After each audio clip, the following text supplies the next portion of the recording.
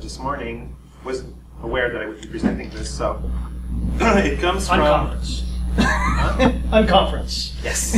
So it comes from a talk I did about a month and a half ago in a university setting about introduction to accessibility. So a lot of it is about the different user groups and statistics on those different groups. But the part that I wanted to really focus on was the part about mobile, just to give you an idea of how mobile has actually impacted how we use the web, how we approach the web, and how it's changed things, and how this current of technology is impacting accessibility much more than we usually think, and ultimately how that impacts how people are using the web. So that's what we're going to be focusing on. Hopefully, the order of my slides will make sense, because like I said, about 15 minutes this morning to put everything together, but hopefully that will work. So I want us to start by thinking, in say the past 5 or 10 years. So who has a mobile device? Right, good question. Who has more than one mobile device? Who has, say, 3? So you usually have maybe a mobile and a tablet, but who has more than just that? Okay, so how many? 2 phones. Okay, and that's not unusual at all. So we're seeing more and more of that. How many people are using the web mostly on a mobile device and not so much on a desktop anymore? Okay. How's that experience been so far, in general? Depends on the site. Yeah. Okay. So I want you guys to think about how being able to access the web on a mobile device has improved your quality of life. Probably also has impacted it in many, many ways. You're probably more connected than you were before, and maybe that's not always a good thing. But thinking about the good things, the things that have made it easier for you guys to be in contact with information or be able to take advantage of services that were available in specific contexts, for instance. So let's think about that, and obviously what it would mean if those services weren't as easily available, if you couldn't use the content because it was not accessible to you. Obviously thinking about people with disabilities to begin with, but generally speaking, I'm thinking like a global picture of this. So if you're in a setting where you need to have information, so for instance, like 10, 15 years ago, we would most likely all have a Perley book in our car trying to get from one place to another, and we would go through those maps. I don't think any of us carries that anymore, because we all have Google Map or Maps or anything like that that does this. If you can't use that device, you still have to use that book, for instance. If you can't use that device, you still have to maybe call to book traveling tickets, traveling for like plane tickets and stuff like that. So there's all these things that we're doing with the web that has really, with mobile, that has really changed the way that we approach or benefit from the web. And obviously not everybody can benefit from that. And we tend to think that people with disabilities are the ones that are impacted most by this. Obviously they are. But people tend to think that accessibility is really about people with disabilities. So you've probably all heard about how people that are aging, for instance, are impacted by accessibility as well. How people that use devices in different contexts are impacted. But there hasn't been a lot of talk about how mobile users are impacted also. And what I'm trying to come up with today with this is, for one thing, looking at how the mobile device penetration, so to speak, has increased over the years. How many of those devices are being used now? So everybody was raising their hand as to having one device or two. And then many people are carrying laptops anymore to conferences, because for most people, it's really more cumbersome than anything else. It's obviously for you. But people are using those devices, and it works well. But if all of a sudden you needed to set up for a presentation like this for today, if I had only had an iPad, I never would have been able to do that. Because today it's still difficult to use. It's not comfortable at all to use. So the one of the things that what question I'm asking is, how does that the mobile device itself has changed the way that people are using the web? Well, that's me. So according to Vitamin Talent, they were saying that by 2014, so this year, mobile internet usage around the world would overtake desktop browsing. That's a pretty bold statement, I guess, but as we saw just here amongst ourselves, probably a lot of the browsing that you normally would have done on a desktop computer, you're doing on your mobile phones now, or you're doing on an iPad or a tablet or something like that. And what they were saying is that that number would increase by 66% each year until at least 2017. So a lot of people would move from doing some of those things on computers, desktop computers, and go to mobile devices instead. Obviously, very true for stuff like going to Facebook. There's not a lot of value in being in front of a computer to go to Facebook when you can use the applications that are provided, or worst case scenario, use your browser inside your device to do that. You can do all those things very easily without having to go to a computer. But an increase of 66% per year does mean that at some point there's going to be a big difference between how many people are using desktop computers as opposed to mobile devices. And then what does that mean for people that have disabilities, for instance, their ability to use different technologies or different websites that are probably built for mobile before they're built for regular traditional desktop experiences? And what does that mean also in terms of discrepancy? Because at some point, most people are using the web on mobile devices. Then are we starting to see a degradation of the experience in desktop computing? But there's obviously things like thinking responsive and thinking mobile first and all that stuff. But maybe there are people that are starting to think that their real market is with people that are using mobile devices, or the future is in mobile devices. And therefore, building for desktop isn't as useful or relevant as it used to be. The reality is that mobile is really not the future of the web. Mobile is just the technology of today. So today it's mobile, tomorrow it's going to be something else. It could be using something like Oculus Rift, for instance, to navigate the web, and why wouldn't that be? I mean, in 5 years from now, like 5 years ago, when I was using a really small Samsung phone that had a really tiny screen, I never would have imagined that I could do the things that I'm doing today on a mobile device. And I happen to work in this field. So what about the people that don't even work in this field? How easy would it be for them to think about these things? So mobile might be the big thing today, but it's going to be something that we take for granted very quickly if we haven't already started taking it for granted. It's always going to be moving forward. And other technologies are going to affect that as well. So, and when we think about mobile devices and the features that we take advantage of on a regular basis, we're thinking about stuff like, so for instance, zooming. Everybody uses Zoom, right? I mean, most websites are way too small. You need to be able to zoom in to see anything. You're using auto-completion whenever you're writing messages, DMs, or whatever to people. Autocorrection is useful, certainly, well, as long as your keyboard language is set to the right language. Otherwise, it's interesting, but it's definitely useful whenever needed. Keyboard shortcuts might be useful in some cases as well, especially if you're connecting different devices to your different peripherals to your device. Dictation, speak, screen, font adjustment, invert colors in grayscale, closed caption, visible in vibrating noise. All these different things are useful to most of us most of the time. But all of these things, with no exception, were first made to try and answer some of the needs of people with disabilities. In other contexts, they were created to help people, and it just made sense to use each one of those features and turn them into something that everybody would use, because it happens to help everyone. I went over screen reader purposefully at the beginning because you would tend to think that a screen reader is irrelevant if you can't see. I happen to own one of my connected devices is a Fitbit, so I walk a lot. And at some point I got tired of just listening to music when I was walking, so I started taking books and used VoiceOver, and I just started VoiceOver and then I walk, and I listen to the book while I'm walking. And I can go over a 300-page book in maybe 4 or 5 days. And I never would have read those books otherwise. So Screen Reader becomes something that I can use even though I don't really need it, and I'm only using it in the context of testing.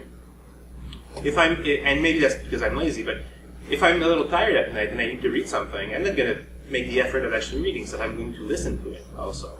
Because it so happens that VoiceOver is a very interesting voice to listen to. It's not something like NVIDIA or JAWS where it's much more robotic. It's comfortable to listen to, so it feels human. So listening to that stuff makes a lot of sense. And as we do this, and as these things pick up adoption, then they become mainstream. And as these things become mainstream, basically what happens is that we're starting to think about them not as crutches to help people with disabilities use content like everybody else, but as something that everybody could benefit from. And that closes the gap between people with disabilities and the rest of us, so to speak. And we all become people that just benefit from the technology, and it reduces that gap, pretty much. And it does create more widespread empathy for people with disabilities, because if I start looking at screen readers, for instance, as something that I can use, then it's not something that's so alien anymore. So thinking about people that are using technologies in a way that's much different than the way I use it, becomes something that is more easy to understand or to accept as being part of the norm itself. So looking at some statistics, so we're thinking the number of device sales between 2000 and 2016 in this case. So this is projected, obviously. But the first layer here is about personal computers. We see that it's been steadily increasing, but still under the level of 500 million, I guess, devices. And then as of 2005 here, we started having smartphones that came in, and then all of a sudden that became really crazy. People started buying that stuff a lot. And tablets, same thing. So so for instance, if we're looking at 2014, which is about here, so about that place, that would mean something like 2.5 million, well, 2 billion and 2,250 million. That's not easy for me. Devices being sold that are actually mobile devices. So people that are using the web, obviously, because all these tools can access the web really easily now, so it's not a question of whether or not they're using it to call people, they're actually using it for a bunch of things, including sometimes calling people. So they're using the web with this, but there is a huge number of those devices that have nothing to do with the personal computer experience. They're a different thing. And it's obviously, it keeps going up. So at the beginning of the presentation, I was telling you about how mobile would become more widespread than desktop. That actually happened in 2014. That was in January of this year, where there was 55% of internet usage was done on mobile devices as opposed to desktop. So that was the first time in history, pretty much, that happened. So that thing came to be already, and obviously, again, desktop steadily keeps growing, but mobile goes much faster. So if we project that to maybe 10 years from now, obviously, the number of people using internet on mobile devices will be much bigger again than it is today, and chances are that we'll start seeing at least, if not a reduction of people that are using it on desktop devices, but at least some stabilization there, and to the benefit of people using mobile devices. When we look at media consumption, same thing. So we see that when it comes to TV, online content, radio, mobile, print, and others, whatever that may be, most of them tend to decrease over time. Some of them really clearly, like radio, and mobile goes up really much more dramatically. So going from 4% in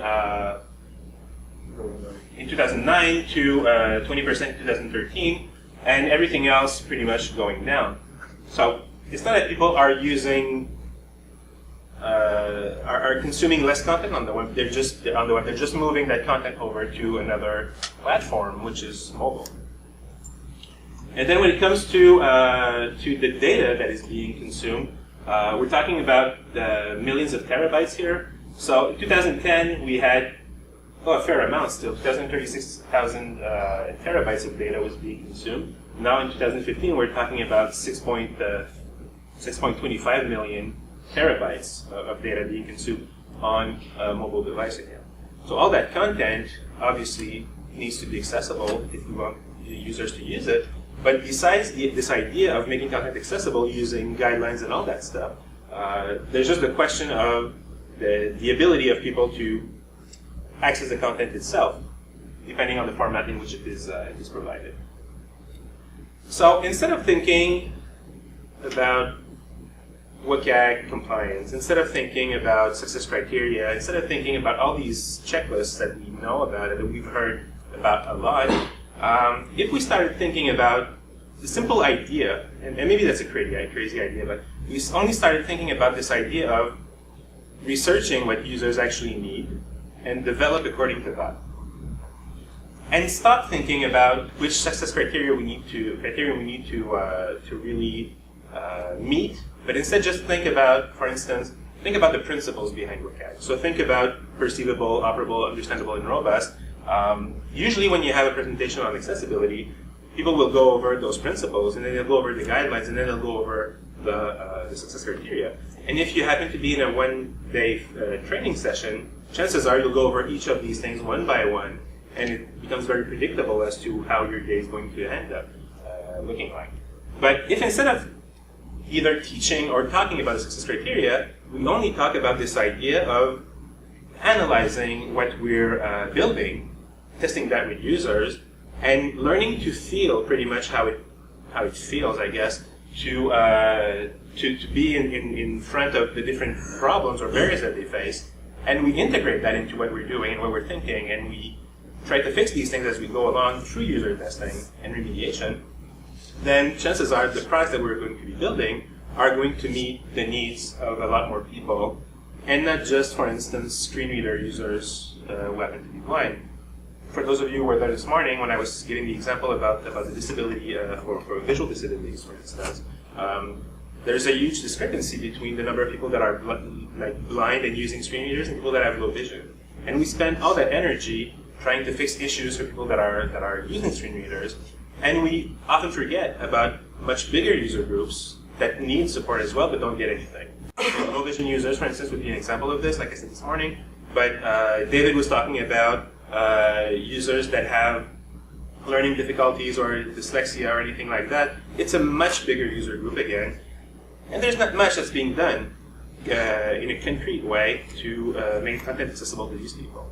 So if we stop thinking about this idea of meeting requirements from a standard, and we start thinking about representative user groups that we test with and make sure that things work with them, we may not end up meeting all the different success criteria per se of that checklist, but we'll have a product that provides a much better experience, and therefore much less likely to create a situation where you might end up hearing about lawsuits and stuff in the first place. Because I personally haven't heard that. I haven't met anyone who came to us as a client and said, we've been sued under success criteria, whatever, therefore we need to fix our website. It never comes from a success criterion being failed. It comes from, well, a shitty experience, really. Whether it's on the website, and it's usually not the website, it's usually the customer service who will not be able to provide you support when you have a problem with your website, with the website.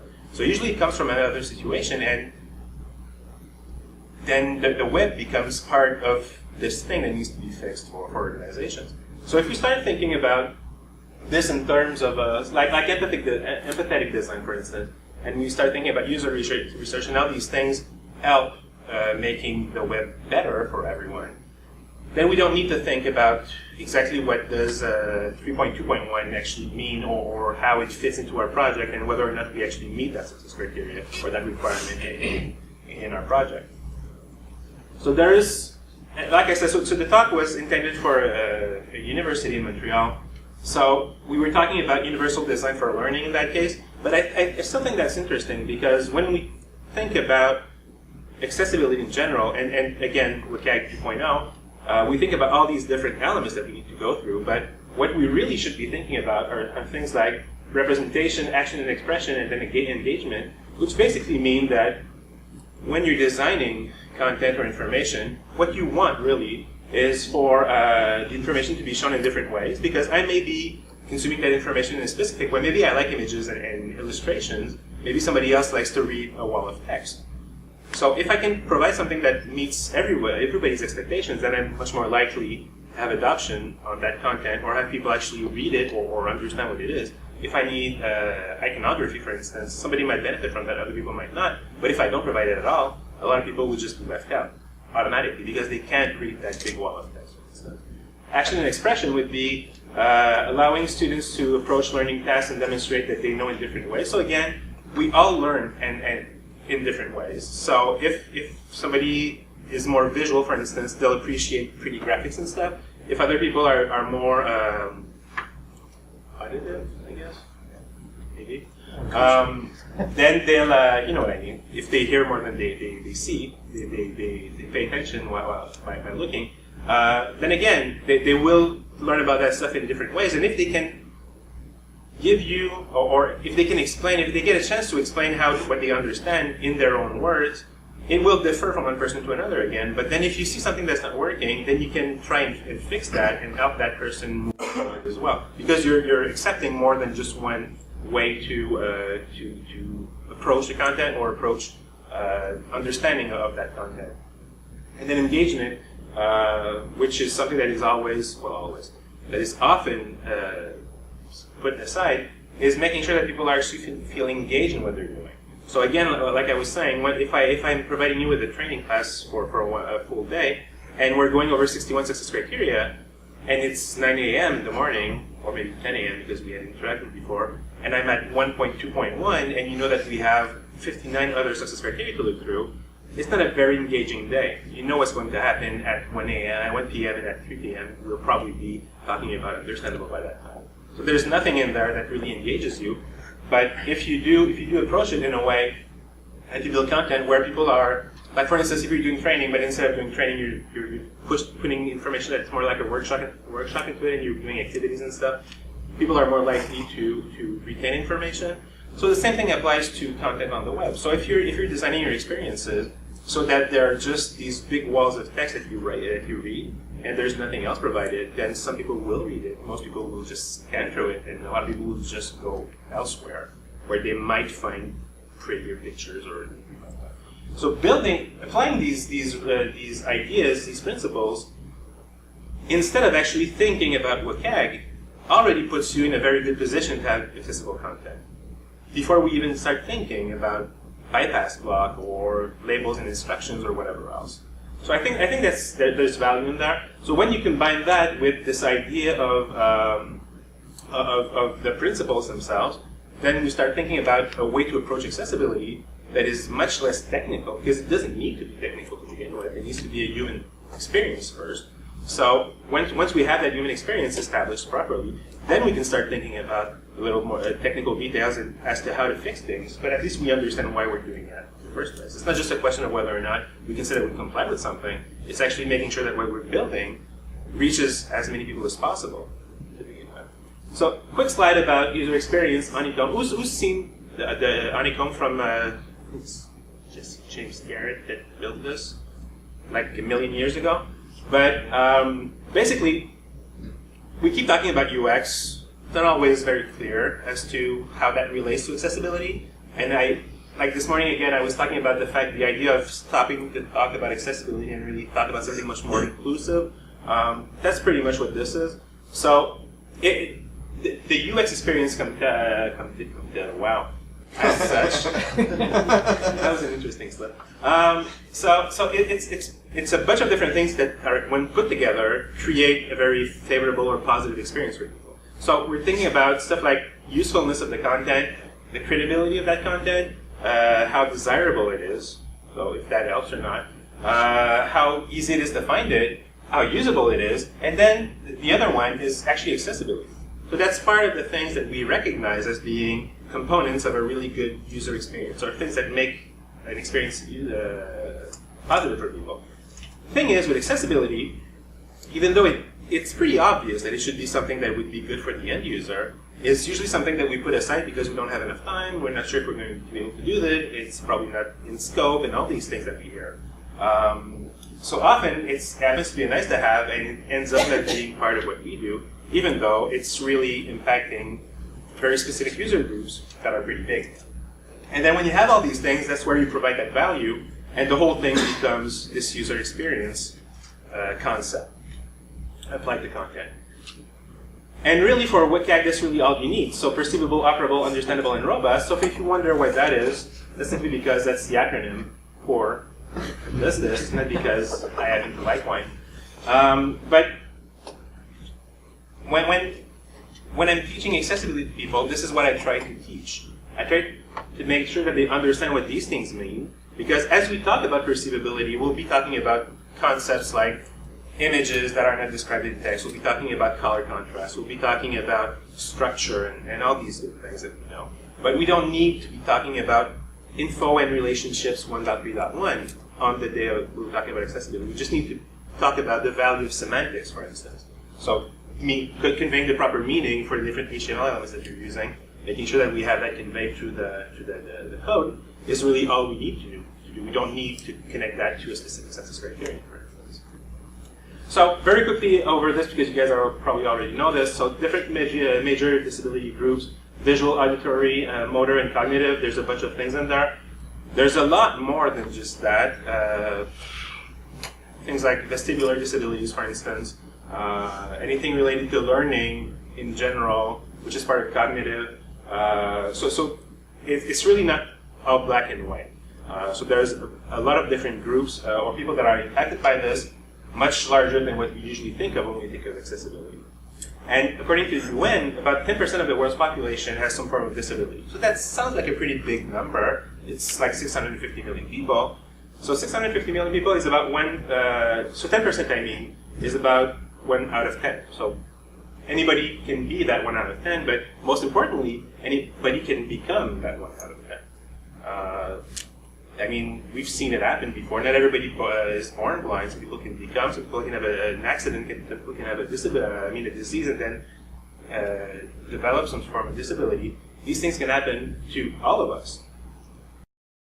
According to the World Health Organization, it's actually not 10%. It's more like 15%, because they're saying that there's over 1 billion people that have some form of disability. And when you think about 1 billion, that may sound big, but it is really big, because it's actually how many people there were in China in 1985.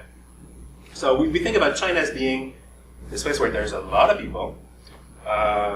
That's pretty much how many people we have that have the disability. So if we put all these people into a country, it would be as big as China, basically. So that's a lot of people, obviously. And what that means is that people with disabilities are by far the world's largest minority on the web. So it's not about whether or not we're supporting a group of users that are using an older version of a certain browser. We're talking about people from all walks of life, people from all, from just about any setting you can think of, that just happen to have a different reality when it comes to using the web. So it's actually a lot of people. Very quick examples of this. I mentioned the one about visual earlier. But when you talk about hearing disabilities, 360 million people have some form of hearing disability. About 33% of them are over 65. A lot of people again. Visual disabilities, 285 million people. 39 million are blind. 246 million have moderate to severe visual impairments. Mostly it's low vision. Again, if we take that 285 million people and we convert that into something we relate more to, we can see the population of the United States in 2001 was 285 million people. So again, that's actually a big number. So we could have the United States of blind people. That could work too. But just to show again how many people that actually is. So when we think about accessibility, or when we talk about accessibility people, often we hear that it's like a minority and it's not that big of a deal. There are not that many people. It's actually a lot of people. And we bend over backwards to make our websites compatible with this or that for much smaller user groups than this. And one of the things we hear about often is that one of the reasons why we don't really care about people with disabilities is because, I mean, they don't have enough money. They don't have any money anyway. They're not really our client, target audience and all that stuff. So, in terms of people with disabilities in Canada, 4.4% of people between 15 and 24 are disabled, and then it goes up to 42.5% for those that are 75 years and older. So that's 13.7% of people in Canada that are basically disabled.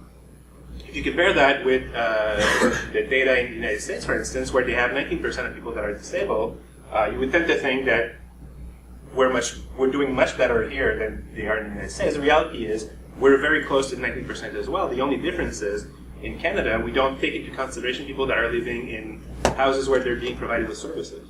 So if you're blind and deaf and use a wheelchair, but you happen to live in a place where you have services provided to you, you're not part of the statistics. So it's much bigger than 13.7%, but we have at least that much that is being recognized as people with disabilities. And when you think about what they can, their spending power, it's actually $25 billion a year in Canada, which is, I mean, interesting for anything. If we were to look at the United States for something like this, it would be over $1 trillion for the same, for the annual income that they have, people with disabilities have. So anybody that tells you that these people don't have any money, therefore they're not worth our time, $25 billion. Okay. But really, it's really not just about them, because there's all these situations where you and I are in a situation that's very similar to people that have disabilities of different kind. So think about some things like if you broke your mouse and you have to use your keyboard, chances are you're going to find that pretty difficult to do. If you fractured your wrist, same thing, it may be very difficult to get around to what you're usually used to doing. If you're using mobile devices, which we'll get into more details in a few minutes, again, you might find that reading content is not as comfortable as it is on a desktop for a lot of different reasons. Maybe some developer thought it would be a really good idea to disable pitch to zoom, for instance, and when you're trying to increase the size, everything is frozen to that really, really tiny font, which means that you're going to ultimately go elsewhere because you can't read that stuff. If you have sun glare on your screen because you're outside, contrasts are going to be very difficult to perceive, pretty much like being colorblind or have low vision in different settings. If you just feel tired or unwell, again, your concentration will be impacted, so therefore you're not going to learn or understand things as easily as you normally would. It puts you into a situation that could be very close to the situation from someone who has a cognitive disability in that case. If you're in a noisy environment and you have to watch a video on YouTube which is not captioned, and you forgot your headphones, I mean, you just can't listen to it. I mean, you might be good at lip reading, but there's a limit to that as well. If you had kids playing around the house, again, concentration might be impacted. If you had a long, stressful day. So you get the picture. So all these things will impact how you approach the web and put you into a situation where you could be considered situationally disabled. And you wouldn't consider yourself to be disabled to begin with, but you happen to live the same kind of experience that people with disabilities experience. And if it affects us too, then I guess it's kind of a big deal. Because all of a sudden, it's not just these people, it's all of us that can benefit from accessibility. So if we're talking about providing a better... So somebody mentioned, I think it was who mentioned approaching accessibility as being something about quality, for instance. It just makes sense. I mean, if I want to reach as many people as possible, if as a client I'm going to pay an agency hundreds of thousands of dollars, for instance, for a website, I guess I want to meet or reach as many people as I can, and not just people that happen to be in a very specific type of environment.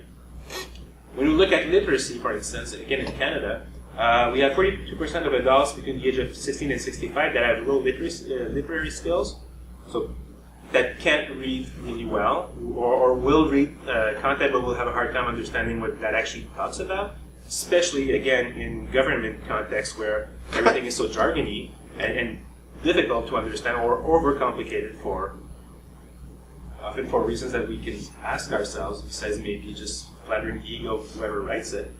But and then we have 55% of working age adults who do not have adequate health literacy skills. 5 minutes? Oh, yeah, really? No time. Okay. So what that means is basically you get a pathology on your bottle of pills and you don't know what that means. That's kind of a big deal also.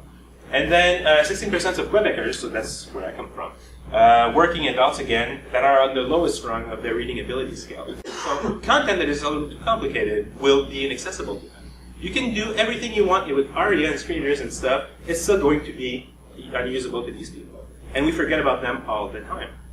And like David Berman was saying this morning, when we think about success criteria that are meant to help people with either low literacy or cognitive disabilities, they're on the level AAA. For most cases, they're on the level AAA of WCAG. So how does that help anyone if we're only considering level A and AA all the time? I mean, they're just forgotten whenever we talk about this. And then last night I thought about this. So we're talking about color contrast, and we know 7 to 10% of males, 0.5% of female are colorblind. If we take into consideration that we're about 7.12 billion people on Earth, that actually means anywhere between 500 million and 750 million people are colorblind. Again, that's a pretty big number. And we hear complaints about color contrast ratios and how that constrains creativity and all that stuff on the web, but it's actually a very big number of people, and people that are using this increasingly on mobile devices where they're likely to be in a setting where the sun doesn't help either, it becomes a very big, important thing. And we tend to not think about that too much. Obviously, I'm not going to get to the part about mobile. So I'm going to go very quickly over this because I'm assuming, again, so that you guys know about this, but this is what most people experience. This is how most people experience assistive technology. It's through glasses. Way before they think about anything like screen readers, refreshable grid displays, voice recognition software, and all that stuff. It's really glasses that is the first encounter or experience that people have with assistive technology. So statistics again: 14.4% of people in Canada are over 65. As of 2011, this number is expected to double by 2036. So about 23% of people, 24% of people that are there, it goes up as you age, basically. So you're more likely to have a disability or something that looks like a disability the older you get. We're all getting older. Hopefully, we will be getting older for a while still. But again, if you think about the people that are affected by this, all of us are growing into something that may look or may end up looking like some form of a disability. And the question becomes then, which one of those disabilities will you be majoring in? In my case, I know that my hearing is not as good as it used to be.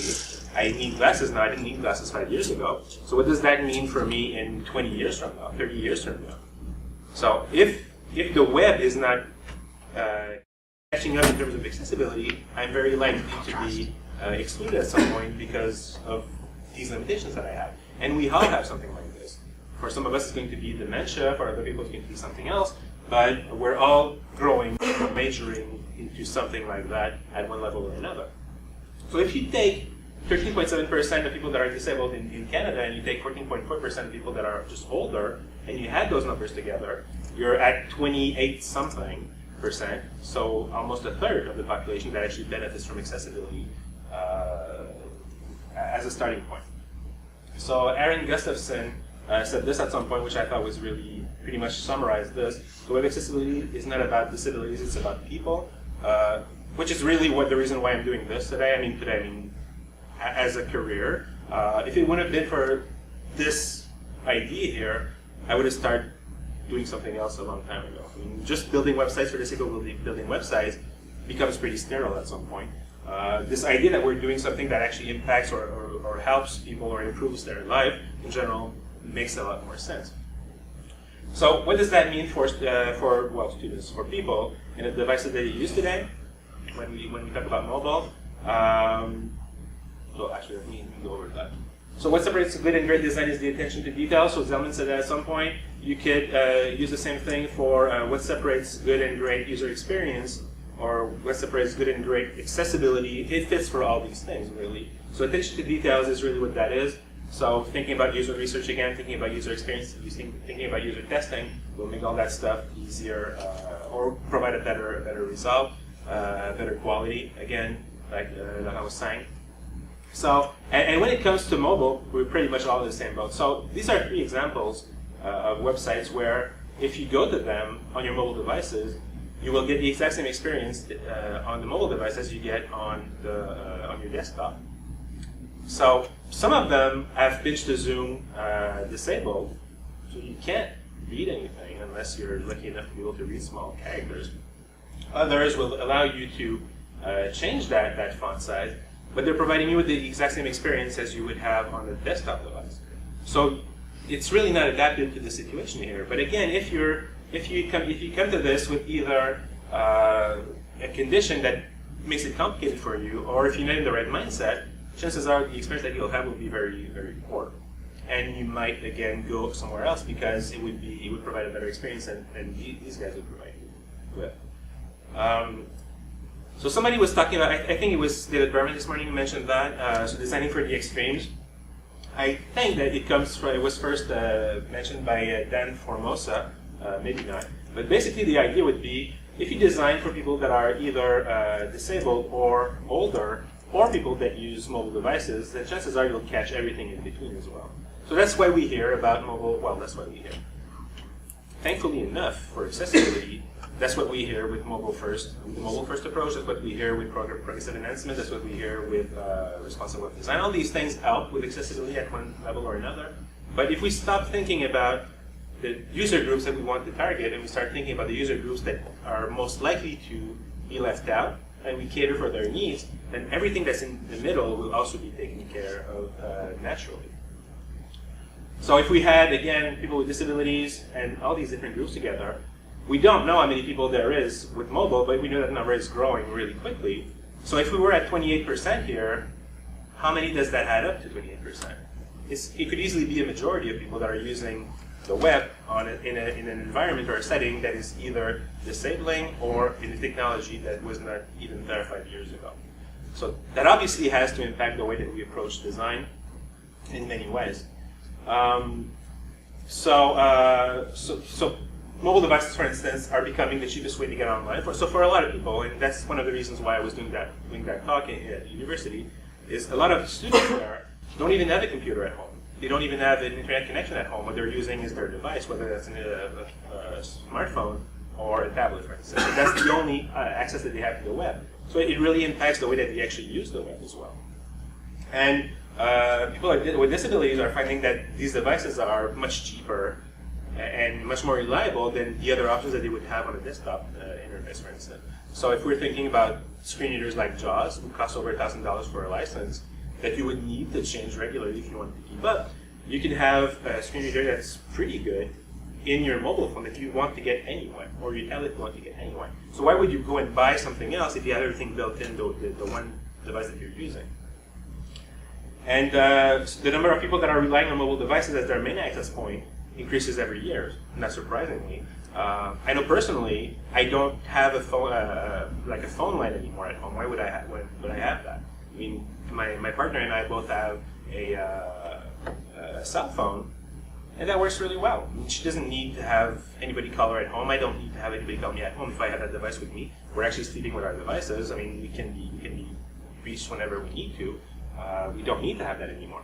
So people are pushing that logic a little further and saying, why would I even bother with having access to? Why would I do business with browsers or whoever else to get internet access at home when I can have something like this instead? And that does have an impact on your content as well. So inaccessible content on a mobile device, PDF documents, Flash-based videos, Flash applications. The user's bandwidth obviously is another big issue. If I'm pushing a lot of PDF documents, I'm not picking on PDF at all. I actually happen to like PDF for a lot of different weird reasons.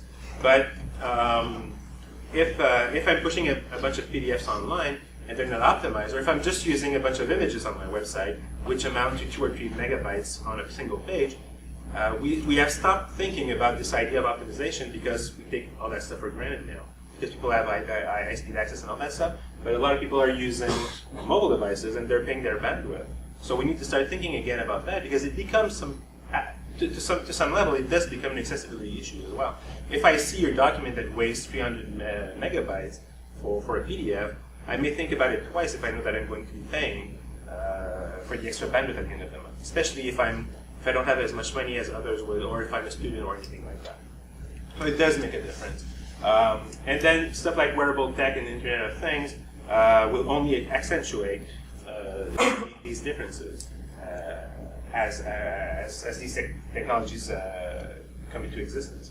So whether we think about something like Google Glass, which did change things, so obviously there was a lot of pushback on Google Glass, but the idea of being able to wear that technology and have it integrate that into what we're doing in different ways just gives us new ideas as to what we could build, the next thing that we could build, and that will again change the way that we use the web.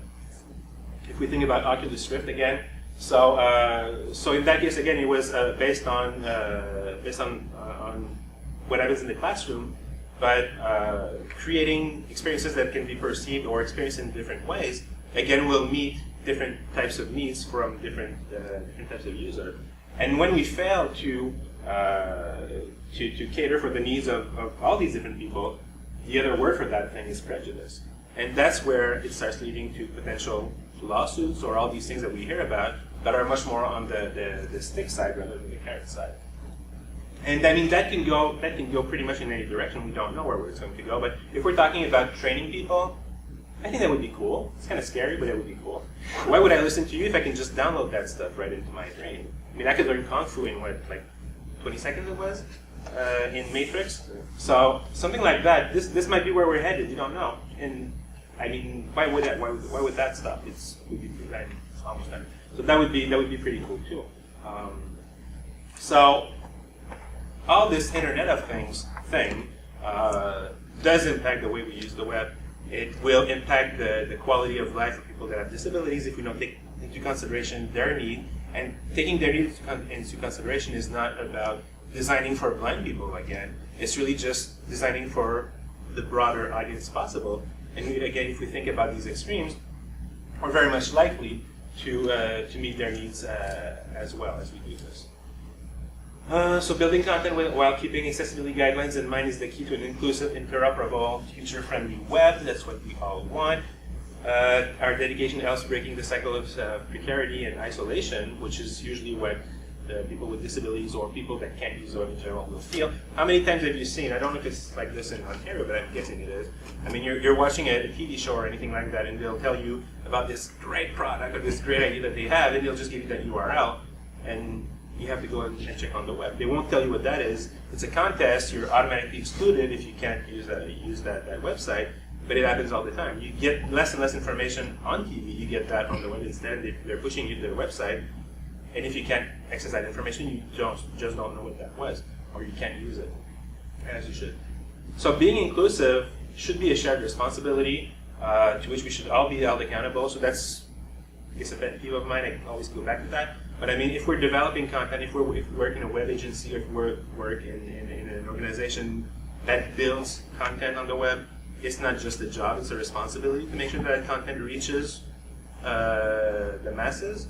So instead of thinking of it as it's just a 9-to-5 job and I'm going home, I mean, while we're doing this, it's important to think about the different user groups and the best practices that we can put into this that go beyond the minimal requirement that we have, to make sure that it actually reaches the people we're supposed to be communicating with. And that's it, because obviously content and user interfaces are like jokes. If your users don't get them, they're probably not that good. So, so that was it. Merci beaucoup. Voilà.